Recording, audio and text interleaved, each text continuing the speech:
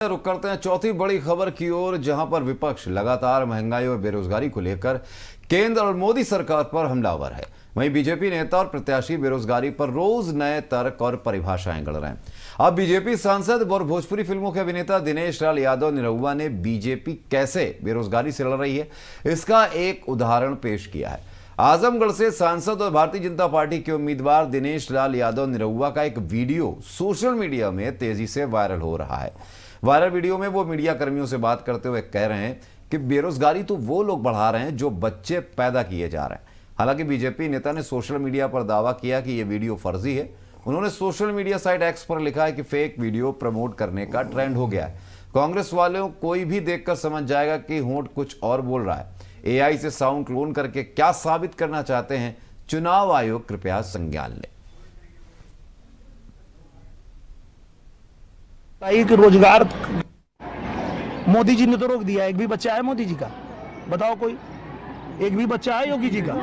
तो योगी जी मोदी जी तो बेरोजगारी रोक दिए कि भाई नहीं, हम नहीं बढ़ाएंगे। तो बढ़ा कौन रहा है ये बेरोजगारी? जो बच्चे पे बच्चा पैदा किए जा रहा है और सरकार कह रही है रुक जाओ, तो मान भी नहीं रहा है। और जो लोग आपको ये कहते हैं कि इस देश में बेरोजगारी बढ़ रही है, उनको बताइए कि रोजगार का जो है इतना है। अब इतने के बाद जो तुम जनसंख्या बढ़ा रहे हो वो बेरोजगारी बढ़ रही है, तो उसको रोकने का प्रयास तो मोदी जी कर रहे हैं, सरकार कर रही है।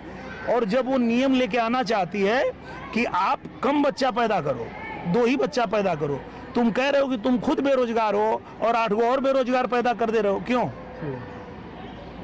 खुद तुमको अपना पेट पालने नहीं हो रहा है, तुम कह रहे हो कि हम बेरोजगार हैं। तो आप बेरोजगार हो तो एक बार भी सोच रहे हो कि 8 बेरोजगार और क्यों?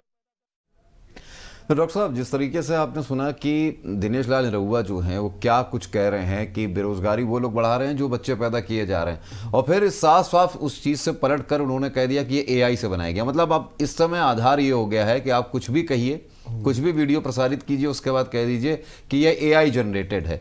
क्या कहेंगे इस वीडियो को लेकर आप? देखो अनुराग, एक बात ध्यान रखो, हर व्यक्ति से हर काम नहीं हो सकता जी।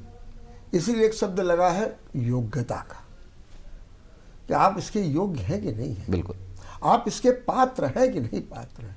पात्र, सुपात्र, कुपात्र, 3 बातों है। जी जी जी। इसीलिए पहले जो राजनीति करते थे वो लोग राजनीति करते थे जो समाज में जुड़े होते थे, समाज सेवा करते थे, पढ़ते थे, लिखते थे, वकील थे, जो ज्ञान रखते थे, मतलब जमीनी स्तर से जुड़े, जमीनी स्तर जी, से। और वो जानते थे कि पब्लिक की नब्ज क्या है, परेशानी क्या है।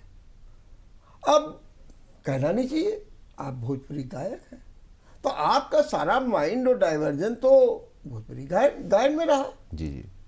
और इतने गायन में रहे आप कि आपने सोचे नहीं। हाँ, जिस क्षेत्र में आप हैं वहाँ योग्य है, बिल्कुल वहाँ योग्य है।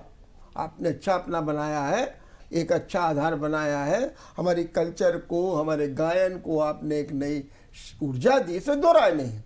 लेकिन अब आपको जब सीधे सीधे कह दिया गया कि आप राजनीति करिए, सांसद बन जाइए, तो फिर आपके बयान कि बिना सोचे समझे विचारे आएंगे, और यही उसका परिणाम है।